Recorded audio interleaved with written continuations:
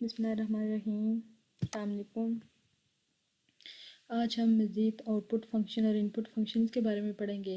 पीछे हमने printf function के बारे में पढ़ा था, आज इंशाल्लाह पुट्स फंक्शन के बारे में पढ़ेंगे। ठीक है, तो प्रिंटफ फंक्शन के बारे में हमने ये देखा था कि ये भी मॉनिटर पे अपने आउटपुट को डिस्प्ले करवाने के लिए हम लोग यूज़ करते हैं।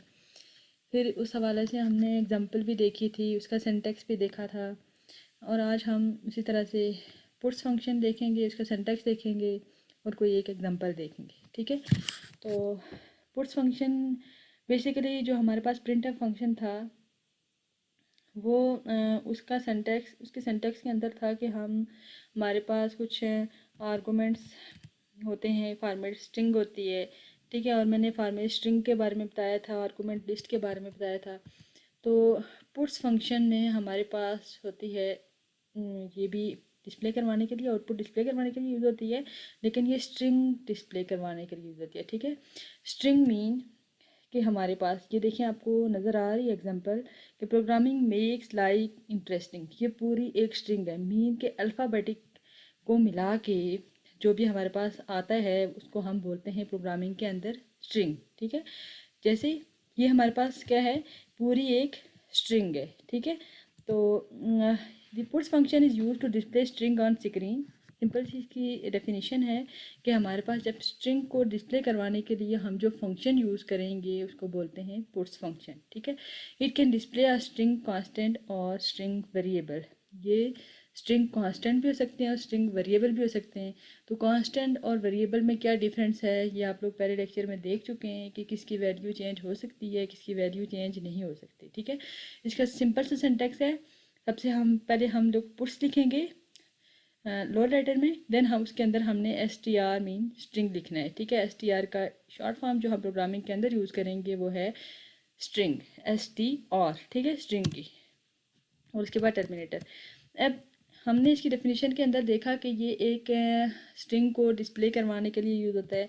तो जब हम इसके एग्जांपल देखेंगे तो इसके हम पुट्स का सिंटैक्स यूज़ करेंगे, देन डबल कोट्स के अंदर जो चीज़ डिस्प्ले होगी, जैसे प्रिंट एफ जब हम लोग कर रहे थे तो डबल कोट्स के अंदर हमारे पास था हेलो वर्ल्ड। तो मैंने कहा था कि डबल कोट्स के अंदर फॉर्मेट स्ट्रिंग और आर्गूमेंट लिस्ट के अलावा और एस्केप सॉरी फॉर्मेट स्ट्रिंग और एस्केप सीक्वेंस के अलावा जो भी चीज़ आएगी डबल कोट्स के अंदर वो वैसी की वैसी ही डिस्प्ले होगी। ठीक है, और इसी तरह से पुट्स के अंदर भी हमारे पास डबल कोट्स के अंदर जो जो चीज़ आएगी वो वैसी की वैसी ही डिस्प्ले होके आएगी। तो मीन इसकी आउटपुट क्या आएगी, ये आउटपुट फंक्शन है और इसकी आउटपुट आएगी प्रोग्रामिंग मेक लाइफ इंटरेस्टिंग।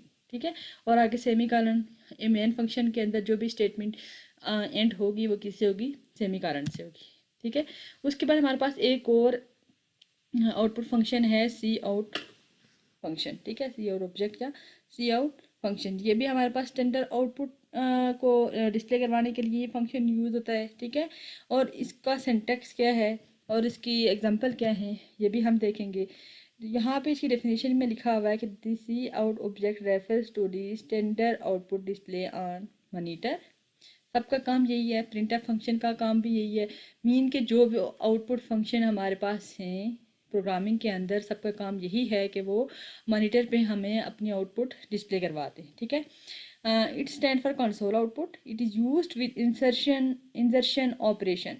ठीक है, जैसे ही हम इसको यूज़ करेंगे तो सबसे पहले हम लोअर लेटर में लिखेंगे सी आउट, देन हम उसके बाद ये ब्रैकेट डाल देंगे। ठीक है, ये दो ब्रैकेट हम लोग जिनको आप लोग एंगल ब्रैकेट कहते हैं, तो यहाँ पे ये एंगल ब्रैकेट हम लोग डाल देंगे। दो the value of the variable after by the insertion operator is display on the screen. ठीक है, उसके बाद उसने क्या कहा कि जैसे हम लोग प्रिंटफ के अंदर वेरिएबल्स भी लिखते थे, उनकी वैल्यूज़ भी लिखते थे, या फिर हमने पुट्स के अंदर स्ट्रिंग लिखी, तो अगर हमने यहाँ पे स्ट्रिंग को लिखना है लाइक इन सॉरी स्ट्रिंग तो पुट्स में होती है। ठीक है, हमने यहाँ पे अगर हेलो वर्ड को डिस्प्ले करवाना है, जैसे प्रिंट एफ के अंदर हमने हेलो वर्ड को डिस्प्ले करवाया था, तो हम लोग कैसे लिखेंगे, हम लोग सी आउट लिखेंगे लोअर लेटर में, देन हम लोग यही दो एंगल ब्रैकेट डाल देंगे, उसके बाद हम डबल कोट्स के अंदर हेलो वर्ड लिख के सेमीकोलन डाल देंगे, सिंपल। ठीक है, तो इसका सिंटैक्स क्या है, सी आउट, उसके बाद वेरिएबल मीन के जो हमने डिस्प्ले करवाने हैं वो।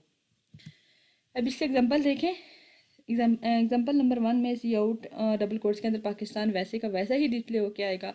और दूसरे एग्जाम्पल जैसे हमने वहाँ पे किया था प्रिंट एफ के अंदर, हमने सम का किया था कि हमने लिखा था print F the some is percentage D. जब इंटीजर था तो हम परसेंटेज डी लिखते थे, ठीक है। उसके बाद हमने डबल कोट्स क्लोज करके तो जस्ट हमने सम लिखा था, ठीक है। तो यहाँ पे क्या करेंगे, हमारे पास ए को वैल्यू असाइन हो रही है 100, ठीक है। देन हमने उस 100 को डिस्प्ले करवाना है, तो कैसे करेंगे, सी आउट स्टेटमेंट के थ्रू। हमने सी आउट लिखा, ठीक है, सिंटैक्स लिखा, देन वही इंसर्शन ऑपरेशन लिखे, मीन के वो एंगल ब्रैकेट डाली और डबल कोट्स लिखे। हमने लिखा कि द वैल्यू ए इज़, ठीक है, द वैल्यू ए इज़, और उसके बाद एंगल ब्रैकेट लगा के हमने क्या किया, ए लिख लिया। मीन यहाँ पे वो क्या कहेगा, द वैल्यू ए इज़ 100 ऐसे डिस्प्ले करवाएगा। यहाँ पे हमने कोई परसेंटेज नहीं डालना, कुछ नहीं डालना, ठीक है। जस्ट हमने क्या लिखना है कि जिसकी वैल्यू हमने आउटपुट में शो करवानी है, तो डबल कोट्स के बाद फिर वही ब्रैकेट डाल के तो हम वो वेरिएबल लिख लेंगे जिसको वैल्यू असाइन हुई है, ठीक है। तो ये आपकी सी आउटपुट्स आपके यहाँ पे यूज़ नहीं होंगे, प्रिंट एफ यूज़ होगा, इसीलिए इसका जस्ट ओवरव्यू दिया हुआ है कि इनको सिंटैक्स कैसे यूज़ होगा। ये आप लोग आगे अगर आप लोग इस फील्ड में गए कंप्यूटर के, तो इनके बारे में डिटेल से पढ़ेंगे, प्रोग्रामिंग करेंगे, कोडिंग करेंगे, ठीक है।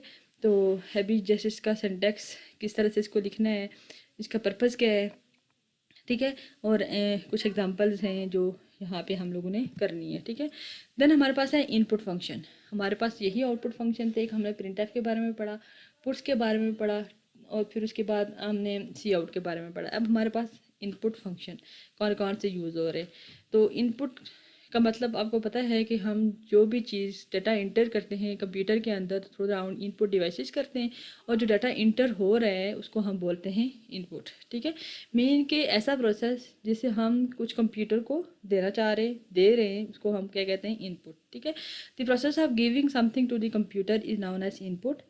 The standard input function of C language are store in the header file studio.h। जैसे हमने लिखा था हाँ, किसके अंदर, आउटपुट फंक्शन के अंदर हमने क्या लिखा था कि हमारे पास जो स्टैंडर्ड आउटपुट फंक्शन है वो किसके अंदर, कौन सी हेडर फाइल्स के अंदर डिफाइन है, studio.h के। बिल्कुल उसी तरह जो हमारे पास स्टैंडर्ड इनपुट फंक्शन हैं वो भी इसी हेडर फाइल्स के अंदर क्या है, स्टोर हैं, डिफाइंड है, ठीक है।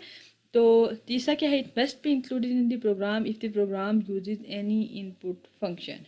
तो हमने क्या करना है, कोई भी इनपुट फंक्शन अगर अपने प्रोग्राम में डालना है, यूज़ करना है, तो हमें मस्ट इंक्लूड करनी पड़ेगी कौन सी file, studio.h standard header file हमें क्या करनी पड़ेगी, वहाँ पे दिखनी पड़ेगी, ठीक है।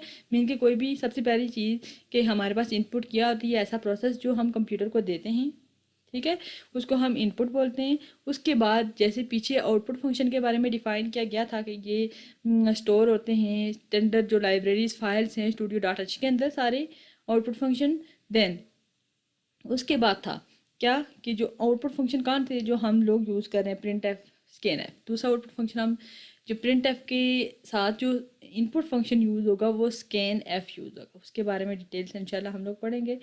तो यहाँ पे क्या है, it must be included in the program, हम उस प्रोग्राम हेडर फाइल्स को मस्ट इंक्लूड करेंगे, मीन किसको, studio.h को मस्ट इंक्लूड करेंगे अगर हम कोई भी इनपुट फंक्शन यूज़ कर रहे हैं, ठीक है। तो हमने कौन कौन से इनपुट फंक्शन के बारे में पढ़ना है, स्कैन के बारे में पढ़ना है, gets के बारे में पढ़ना है, gets सॉरी 2 दफ़ा लिखा हुआ है, ठीक है, gets के बारे में पढ़ना है और गेट्स के बारे में पढ़ना है, ठीक है। यहाँ पे get है, ठीक है।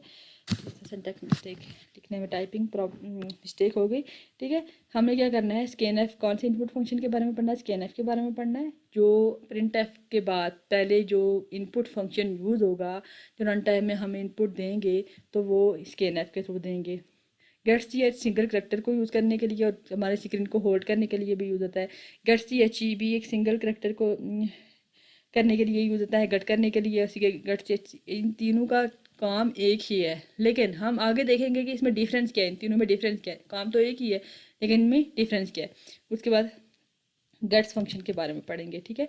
तो सबसे पहले मैंने इनपुट फंक्शन के बारे में बताया कि हमने स्कैन एफ के बारे में पढ़ना है। तो स्कैन एफ जैसे इसमें हमने पढ़ना है सबसे पहले कि स्कैनफ बेसिकली होता क्या है, देन इसका सिंटैक्स क्या है, और कोई एक प्रोग्राम देखेंगे। जैसे हमने सम का फंक्शन प्रिंट एफ के ये किया था, तो हमने वहाँ पे डायरेक्टली दे दिया था कि सम इक्वल टू, अगर आप लोग यहाँ पे देखें ये था सम इक्वल टू 50 + 25, ठीक है। हमने डायरेक्टली यहाँ पे इनकी वैल्यू डिफाइन करके हमने जस्ट उसको कोई इनपुट नहीं ली, इनपुट हमने पहले से ही दे रखी है, ठीक है। तो जब हम स्कैनर फंक्शन यूज़ करेंगे तो हम रन टाइम में मीन के कंप्यूटर की स्क्रीन पे हम लोग ये जो इसकी वैल्यूज़ हैं वो लेंगे, ठीक है। स्कैनर फंक्शन का पर्पज़ क्या है कि हम रन टाइम में अपने यूज़र से इनपुट ले रहे हैं, ठीक है। मेन कंप्यूटर क्या कर रहा है, रन टाइम में क्या कर रहा है, यूज़र से जो हम प्रोग्राम जिसने प्रोग्राम लिखा है उसे इनपुट ले रहा है कि आपने किन किन दो नंबर को प्लस करना है। तो हम इसको भी डिटेल से देखेंगे स्कैनर फंक्शन कैसे यूज़ हो रहा है, ठीक है। आज का लेक्चर यही था। ओके, अल्लाह हाफिज़।